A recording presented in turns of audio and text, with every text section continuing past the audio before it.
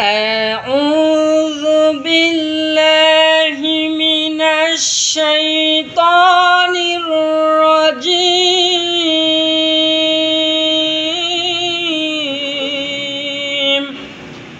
بسم الله الرحمن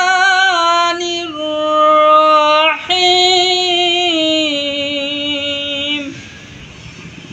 فاطمة سيد النساء أهل الجنة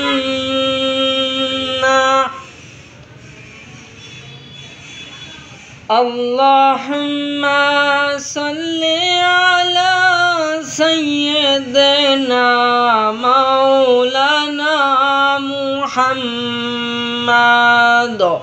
وعلى آل سيدنا مولانا محمد সেই আয়াতের দিকে আমি যাচ্ছি, আপনারা খেয়াল করে শুনবেন।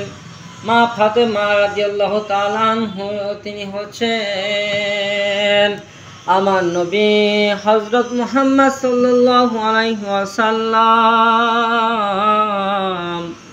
এর কন্যা। তার কন্যা অনেক ছিলেন। তো মা ফাতেমা রাদিয়াল্লাহু তাআলা আনহার যে গুণ আছে, সেই গুণে আমাদের প্রত্যেকটা নারীকে আমাদের ওই রকম ভাবে অবলম্বন করতে হবে, পথে চলতে হবে। মা ফাতেমা রাদিয়াল্লাহু তাআলা আনহু একদিন এক সময় রান্নাঘরে সে রান্না করতেছিল চুলার পাশে। তখন আগুন ধাও দাও ধাও দাও দাও দাও করে জ্বলছিল।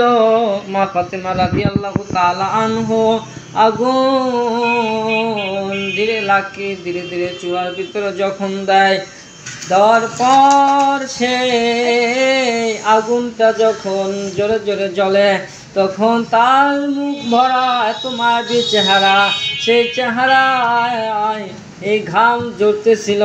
তখন আলী রাদিয়াল্লাহু তাআলা আনহু রাস্তা দিয়ে যাওয়ার সময় তখন তার এত সুন্দর মায়ার চেহারার দিকে তাকায় যখন দেখে যে ঘাম ঝরতেছে, তখন আলী রাদিয়াল্লাহু তাআলা আনহু তার চেহারা দেখে এত মায়া পড়ে গেলেন। তখন আলী রাদিয়াল্লাহু তাআলা আনহু মনে মনে ভাবলেন যে একটা লোক দেখে দিতে পারতাম, তাহলে আমার প্রাণপ্রিয় স্ত্রীর এত কষ্ট হইতো না।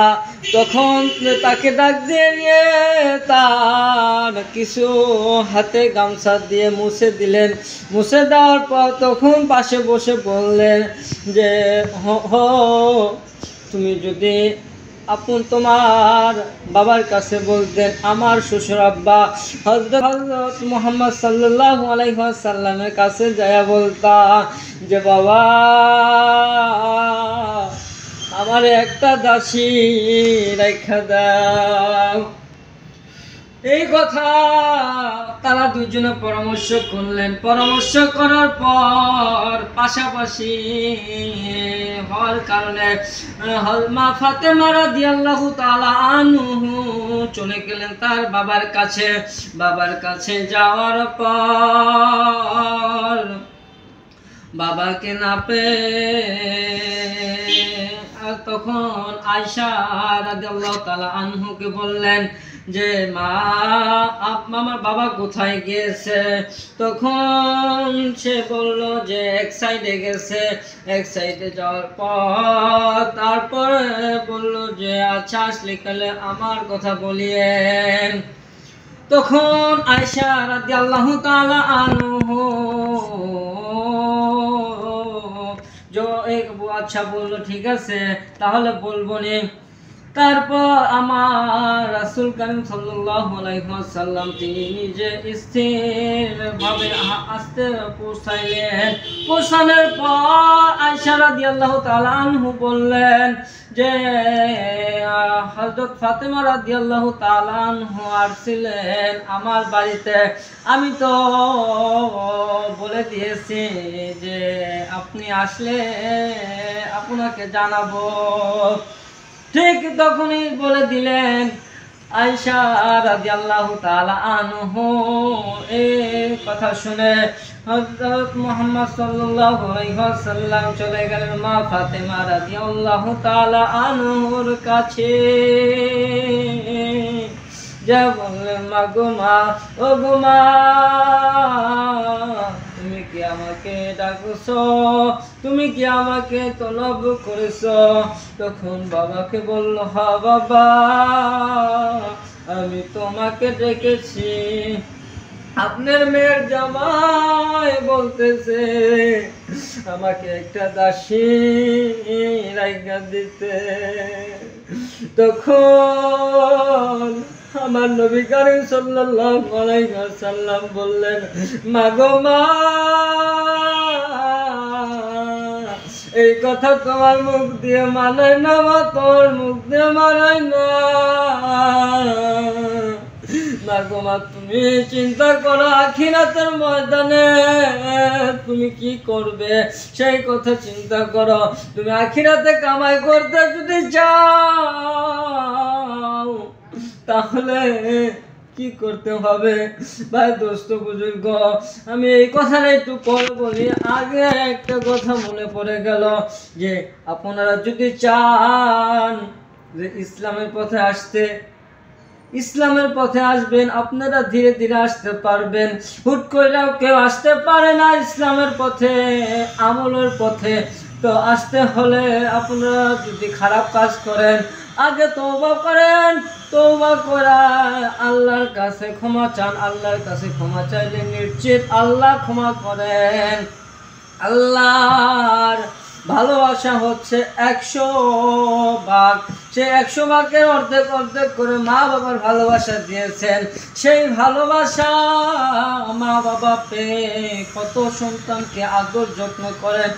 আর মাত্র একমাত্র আল্লাহর ভালোবাসা 100 ভাগ।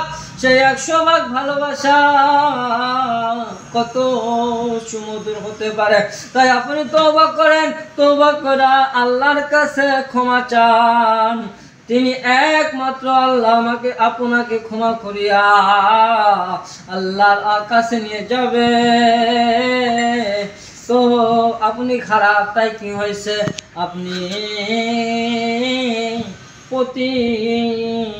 প্রতিদিন আল্লাহ আল্লাহ করবেন।